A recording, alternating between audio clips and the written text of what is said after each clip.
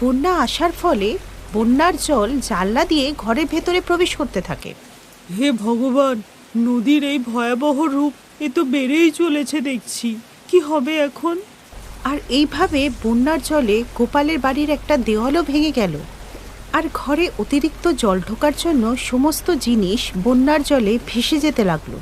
এমনকি গোপালরাও ওই বন্যার জলে ডুবে যেতে লাগলো। বাবা বাঁচাও! বাঁচাও বাবা, বাবা বাঁচাও! হে না, আমি তোমাদের কিছু হতে দেবো না।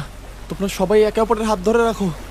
এরপর গোপাল একটা বড় গাছের গুঁড়ি নিয়ে আসে এবং তার উপর সবাইকে বসিয়ে কোনো রকমে বন্যার জল থেকে বেরিয়ে নদীর তীরে আসে।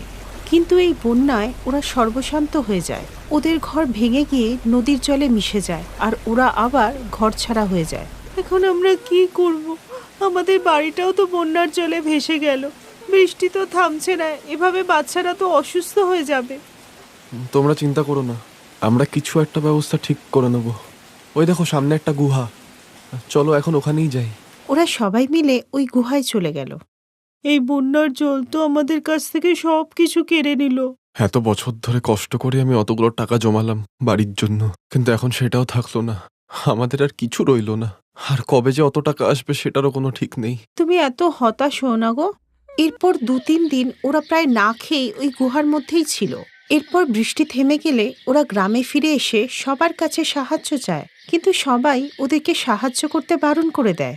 এরপর ওরা হাঁটতে হাঁটতে অন্য গ্রামে পৌঁছে যায়, যেখানে দেখে যে একটা বাড়ি তৈরি হচ্ছে। আর সেখানে ওরা ইট পাওয়ার কাজ পেয়ে যায়। গোপাল আর মমতা প্রথম দিন কাজ করেই 500 টাকা উপার্জন করে। এইভাবে ওরা রোজই 500 টাকা করে রোজগার করে। এরপর গোপাল একটা কুঁড়ে ঘর বানায় আর সবাই মিলে ওখানেই থাকতে লাগে। কিন্তু একদিন ওদের গ্রাম প্রধান ওই গ্রামে আসে আর গোপালকে ওখানে থাকতে দেখে। গোপাল, তুমি এখানে কি করছো? এরপর গোপাল ওনাকে সবটা বলল। ও, এ তো খুব খারাপ হলো তোমার সাথে বাবা। কিন্তু ওই জমিদার তোমার সঙ্গে বেইমানি করেছে।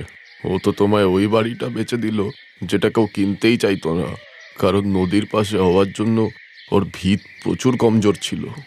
আর ওর দেয়ালগুলো তো একটু বন্যা হলেই ভেসে যেত। আর বৃষ্টি হলেই তো ওই নদীতে বন্যা হয়। তা তুমি যখন বাড়িটা কিনতে যাচ্ছিলে, জমিদার তোমায় কথাগুলো বলেনি? না তো প্রধানবাবু। ঠিক আছে, আমি কালকেই পঞ্চায়েত বসাচ্ছি আর ওই জমিদারকেও ওখানে আসতে বলছি। তুমি চিন্তা করো না, তোমার টাকা তোমায় আমি ফেরত পাইয়েই ছাড়বো। পরের দিনই গ্রামে পঞ্চায়েত ডাকা হয়, যেখানে গোপালের সাথে জমিদারও ছিল। তুমি এই গরিবকে ঠকিয়েছ।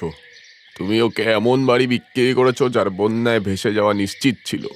আমাদের পঞ্চায়েতের এই মত যে তোমাকে ওর সমস্ত টাকা ফেরত দিতে হবে। গ্রাম প্রধান আর পঞ্চায়েতের ভয়ে জমিদার